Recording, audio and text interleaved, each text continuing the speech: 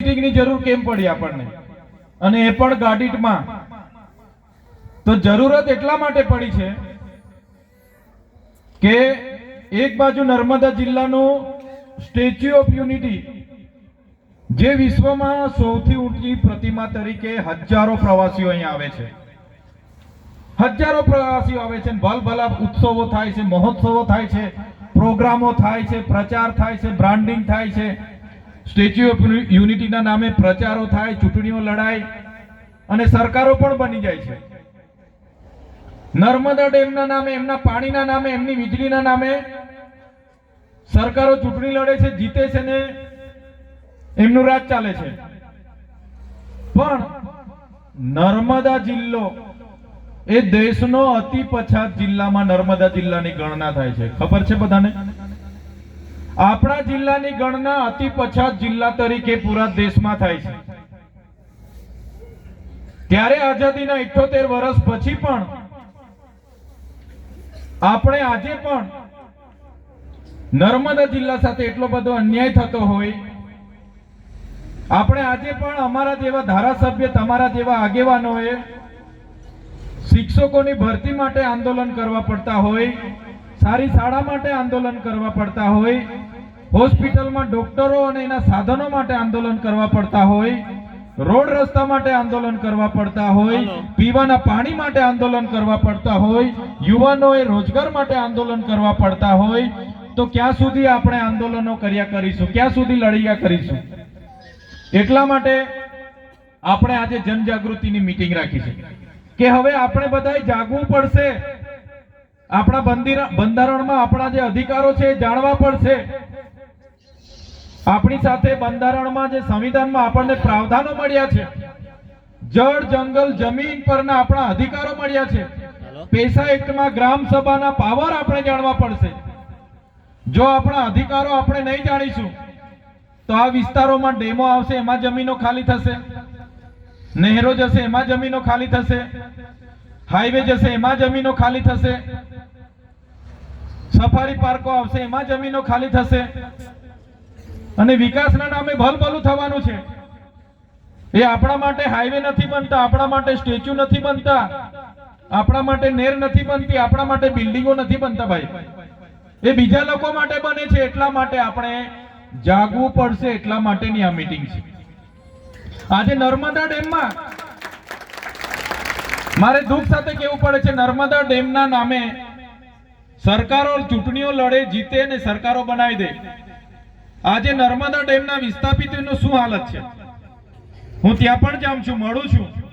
જે લોકોને પ્લોટ આપવાની વાત હતી, એક પરિવારમાંથી એક સભ્યને નોકરી આપવાની વાત હતી, સિંચાઈનું પાણી મફત આપવાની વાત હતી, નર્મદાની વીજળી મફત આપવાની વાત હતી, એ લોકોને આજે પણ મળી નથી. આ આપણી સામે કરજણ ડેમ દેખાય છે. કરજણ ડેમ જ્યારે બનતો હતો ત્યારે આ વિસ્તારના 10 થી 12 ગામોએ વિસ્થાપિત થયા છે. જે લોકોએ આ ડેમમાં દેશના વિકાસમાં પોતાની જમીનો આપી દીધી, એ લોકોને દૂર પ્લોટો ફાડી દીધા, જમીનો બતાવી દીધી, પણ ત્યાંના મૂળ માલિકોએ અડધાઓને જમીન પર કબજો કરવા નહીં દીધો. ફરી એ લોકો સાદા ડોકટીના બધા કામોમાં પાછા આવતા રહ્યા. હવે પોતાની જમીન આપી દેશના વિકાસમાં ગામ આખા વિસ્થાપિત થયા. આજે એ લોકોની પરિસ્થિતિ તમે જોઈ લો. વીજળી નથી, પીવાના પાણીની સગવડ નથી, આજે એ લોકોના બાળકોને ભણવા માટે શાળા નથી, આંગણવાડી નથી, એ લોકો માટે રોજગારી નથી, કોઈ સુવિધા સરકાર આપવા તૈયાર નથી. તો ક્યાં સુધી લડેંગે, જીતેંગે? જિંદાબાદ, મુર્દાબાદ. આજે કેવડિયા વાળાનો વારો છે, આમનો વારો છે, તો તમે બચી જવાના એવું લાગે છે તમને? તમારો પણ વારો આવવાનો છે. નેશનલ હાઈવે 56 હમણાં 4 લેન બને છે, ખબર છે ને બધાને? 4 લેન બને છે. હવે આપણું બંધારણ એવું કહે છે કે અનુસૂચિ વિસ્તાર, અનુસૂચિ 5 જ્યાં લાગુ છે, એટલે આપણા વિસ્તારમાં અનુસૂચિ 5 લાગુ છે. આપણું બંધારણ એવું કહે છે કે અનુસૂચિ 5 વિસ્તારમાં એક પણ ઇંચ જમીન સરકારની નથી. સુપ્રીમ કોર્ટ એવું કહે છે કે જ્યાં આદિવાસી ટ્રાઇબલ એરિયા છે, અનુસૂચિ 5 વિસ્તાર છે, એક પણ ઇંચ જમીન આપણે લઈ નથી શકતા એમની પરવાનગી વગર. આજે સરકારો શું કરે છે? પોલીસને મોકલે છે, પોલીસની બી આપણે તો એસઆરપી ને મોકલશે, એને ના કાઢીએ તો આર્મી મોકલશે. કેમ કે આપણી પાસે એકતા નથી. આવનારા દિવસોમાં મોટા મોટા હાઈવે અહીંથી જવા 4 લેન બનશે, એ તમારા ને અમારા માટે નથી, એમના વિકાસ, એમના ઉદ્યોગપતિઓ માટે, પ્રવાસન માટે બનાવે છે. એટલા માટે આજે આપણે એક થવા ના મેસેજ આપવા માટે તમારી વચ્ચે અમે આવ્યા છે. એટલા માટે જાગૃતિની જરૂર છે. આજે આઝાદીના 78 વર્ષ થયા, એટલા બધા નેતાઓ આવ્યા છે. રાજપીપળામાં જ એટલા મોટા મોટા નેતાઓ રહી છે જેમની પોતાની સરકાર છે. શું એમને કરજણ ડેમના વિસ્થાપિતોની પરિસ્થિતિ નથી ખબર?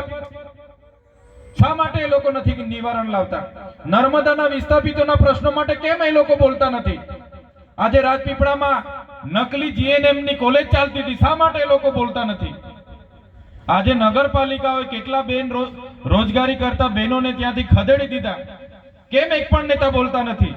આજે કેવડિયામાં મા બેટીઓ સાથે અત્યાચાર થાય છે, આપણા 2 યુવાનોને મારીને મારી નાખવામાં આવે છે, કેમ એ લોકો બોલતા નથી? પોતાની સરકાર હોવા છતાં તમે જે લોકોને ચૂંટીને મોકલો છો એ તમારું પ્રતિનિધિત્વ નથી કરતા, પણ એમની સરકાર જ્યારે કે ઊંચી આંગળી કરો ત્યારે ઊંચી આંગળી કરવા માટે એ લોકો ગયેલા છે એવું મને લાગે છે. એટલા માટે જાગવું જરૂરી છે. તમે એવા વ્યક્તિને ચૂંટીને મોકલો કે જે તમારું પ્રતિનિધિત્વ વિધાનસભામાં બી કરે અને સંસદ સભામાં બી કરે. અહીંના જે પણ લોકોને તમે ચૂંટીને મોકલો છો એ માત્ર ને માત્ર એમની ટિકિટની ચિંતા કરે છે, એટલે એમની સરકાર હોવા છતાં એક પણ શબ્દ બોલવા તૈયાર નથી. આજે નેશનલ હાઈવે આટલું બધું જાય છે, આપણી જમીનો મપાઈ ગઈ, એક પણ નેતા બોલવા તૈયાર નથી. ચોમાસામાં વધારે વરસાદના કારણે નાંદોદમાં અને આ જિલ્લામાં એટલી બધી નુકસાની થઈ, બધા જિલ્લાઓને વળતર મળી ગયું, પણ આપણા નર્મદા જિલ્લાને નથી મળ્યું. અમારી સરકાર કહેવા વાળો એક પણ નેતા ત્યાં બોલતો નથી. એટલે સાથીઓ, નેતાઓ બધા પોતાની ટિકિટની ચિંતા માટે બહાર કોઈ બોલવા તૈયાર નથી. 2 હાથ જોડીને પગે પડે એટલે તાલુકાની ટિકિટ મળી જાય, 2 હાથ જોડે એટલે તાલુકાની ટિકિટ મળી જાય, પગે લાગી જાય એટલે જિલ્લાની ટિકિટ મળી જાય, અને 2 હાથ જોડી લાંબા પડીને દંડવત કરી લે એટલે એને ધારાસભ્યની ટિકિટ આ લોકો આપે. એવા નેતાઓ જોઈએ છે આ લોકોને. એટલે આપણા સમાજના એક પણ નેતા નથી કર્યું. એની લીધે આજે સાદા ડોકટીના હોય કે વિસ્થાપિતો, ગામના લોકો આજે બી પરેશાન છે. આજે ચૈતરભાઈ ક્યાં રહે છે, એનું ઘર ક્યાં છે, એની રજૂઆત સરકારમાં કરશે. આજે નિરંજનભાઈ નું ઘર ક્યાં બન્યું છે, એની રજૂઆત સરકારોમાં કરે છે. આજે ચૈતરભાઈ ક્યાં દુકાન બનાવે છે, એની રજૂઆત સરકારમાં કરે છે. પણ નર્મદાનું પાણી આપણા વિસ્તારવાળાને મળે, કરજણ ડેમનું પાણી વિસ્થાપિતોને મળે, આપણા છોકરાઓને રોજગારી મળે, આપણા ખેડૂતોને સારા ભાવ મળે, એના માટે ક્યારે આ લોકો બોલતા નથી. એના માટે બોલો. અમે પણ તમારા વખાણ કરીશું, અમે પણ તમારી ફુલહાર કરીશું, અમે પણ તમારી હાથે ઉભા રહીશું. પણ નથી બોલતા, એના માટે તમારે ને અમારે બધા એક થવું પડશે, જાગવું પડશે. અને આવનારા દિવસોમાં તમારો અવાજ સડકથી સદન સુધી, વિધાનસભામાં અને સંસદ સભામાં ગુંજે એવા નેતાઓને આવનારા ભવિષ્યમાં આપણે બધાએ ચૂંટીને મોકલવા પડશે. હું સાથી ટોકીને કેમ છું? હું વિધાનસભા લડ્યો, એક બાટલી પણ દારૂ, એક બિયર પણ મેં મંગાવ્યું નથી. હું લોકસભા લડ્યો, આટલો મોટો વિસ્તાર, એક પણ બિયર, એક પણ કોટર માટે કોઈને મેં પૈસા નથી આપ્યા કે મંગાવ્યો નથી. તો બી છાતી ઠોકીને તમારા આશીર્વાદથી ખૂબ સારી રીતે ચૂંટણી લડ્યો છું મેં. બીજાના આશીર્વાદથી ચૂંટાવાના, પૈસા દારૂથી ચૂંટાવાના એ અમારા ધંધા નથી. એટલા માટે અમે બોલીએ છીએ.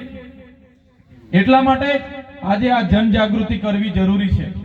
તમારા અધિકારો તમે જાણશો તો તમે સામે સવાલ કરશો. આજે અમે જાણીએ છીએ સામે 150 પોલીસ હોય, એની સામે પણ અમે લડીએ છીએ. કેમ લડીએ છીએ?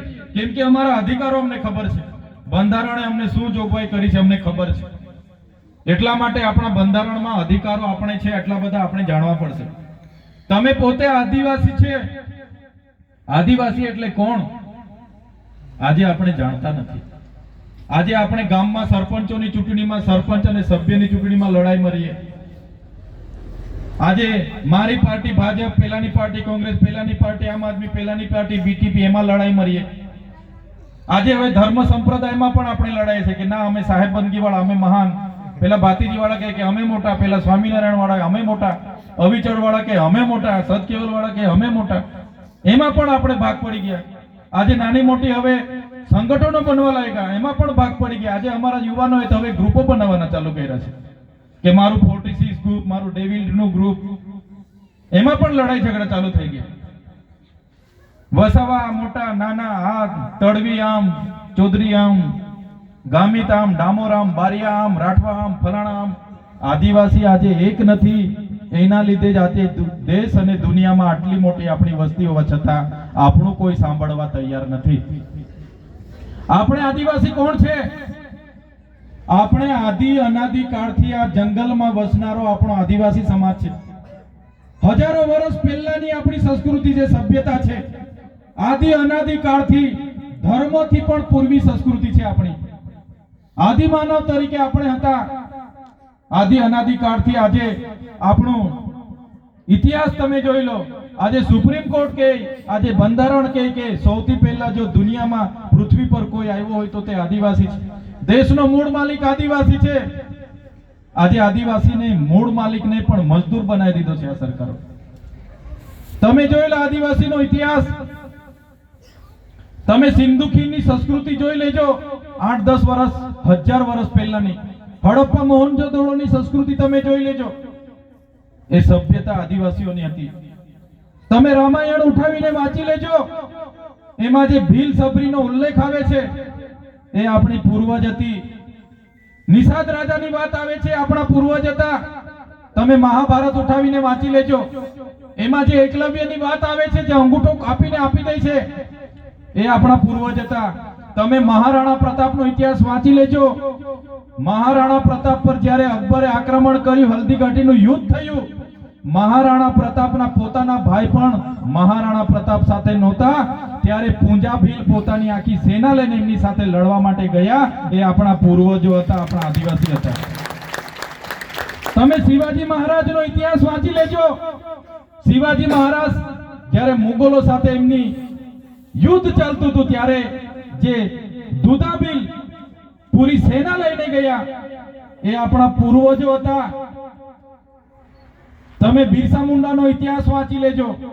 જે જમાનામાં અડધા વિશ્વ પર અંગ્રેજોનું રાજ હતું, બ્રિટિશોનું રાજ હતું, સૌથી પહેલા જો યુદ્ધ કર્યું હોય તો સંતાલ યુદ્ધનો ઇતિહાસ વાંચી લેજો. એ યુદ્ધ કરનારા સૌથી પહેલા અંગ્રેજોને હંપાવનારા આપણા પૂર્વજો, આપણા આદિવાસીઓ હતા. ટટ્ય ભીલ હોય, ખાદ્ય નાયક હોય કે માનગઢના ગુરુ ગોવિંદજી હોય, અંગ્રેજો સામે સૌથી મોટા એમણે બંડ પોકાર્યા. અંગ્રેજોની સલ્તનત હચમચાવી દીધી અને અંગ્રેજોને મજબૂર કરી દીધા. એ આપણા પૂર્વજો હતા.